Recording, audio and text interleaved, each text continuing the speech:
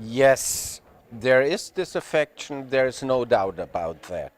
However, one has to differentiate. There are different degrees of disaffection, and one has immediately to ask disaffection from what? From politics, from the democratic regime, from political parties, and so on. And if we distinguish between these different objects where disaffections emerge, I would immediately say at the beginning it is especially the traditional political parties. People are disaffected to a large extent. This is true. But on the other hand, most of these people who claim to be disaffected in all these surveys we have, they go to elections. And they very often vote for those parties where they claim to be disaffected. So your country, Spain, is somehow different. You have now Podemos and Ciudadanos. So these are not traditional parties, and there is a considerable share of voters who express their disaffection with traditional politics in voting for Podemos and so on. So one has to be very clear. Disaffection from what? I don't see disaffection from democracy as a system. Those people who are disaffected are very conscious that we don't have a good alternative to democracy.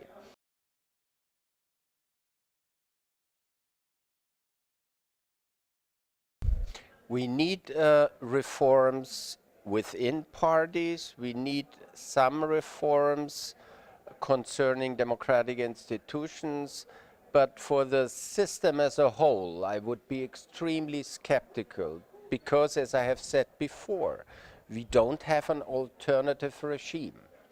And one can criticize representative institutions such as the government, especially the parliament, and we can criticize what we very often do, the traditional political parties.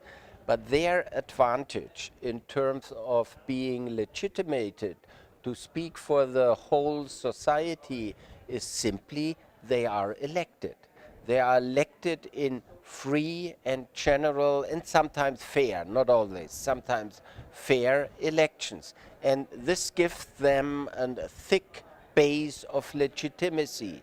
And all the other NGOs, Amnesty International, Human Rights Watch, Transparency, and even these social movements, they may have good arguments, good normative reasons, but they have one problem of legitimacy.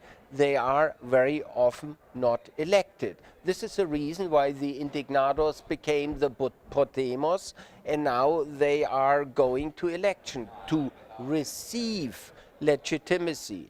Because still in our representative democracy, you need to be elected.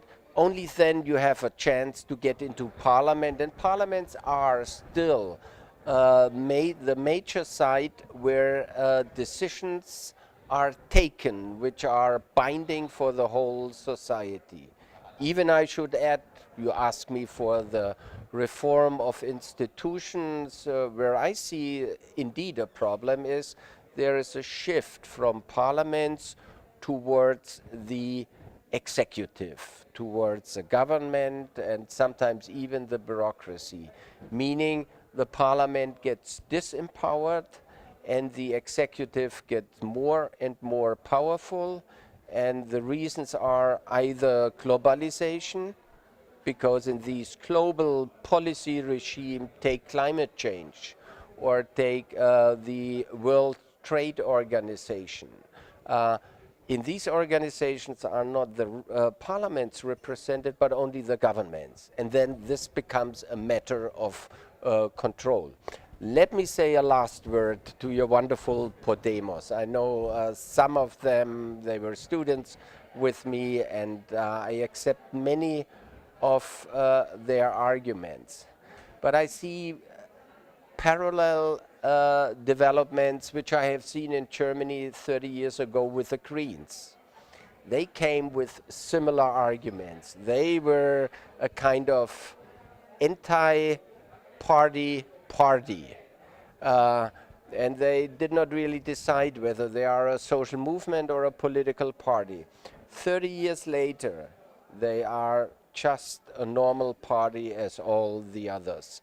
So I will be I will observe Podemos or Syriza in Greece, whether they go the same way, and I have the hunch. This is to some extent the perspective social movements are going if they want to have real power.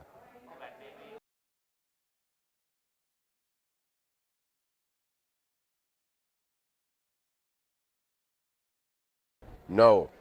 First, I would say global solutions would not only refer to Europe and the United States. If we talk today about global solution, immediately we have to include China. China is different. China does not have a democratic regime. It's still a dictatorship. And many of these Asian regimes as well. What I have more to some extent, the suspicion that European countries, European democracies and US American democracies become a bit more like Singapore, meaning a working rule of law, very effective, try to be having effective governments, being clean, being not so corrupt, but being not very participatory, not very democratic.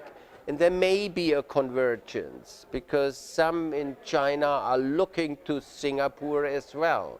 They don't want to give up the power of the party, of the Communist Party, but they are interested in rule of law. They need it for capitalism, and there is a certain move, but we should not think China will become like Denmark or like the United States. They will develop their own political regime, and this will tend more towards Singapore than, let's say, to France or Great Britain.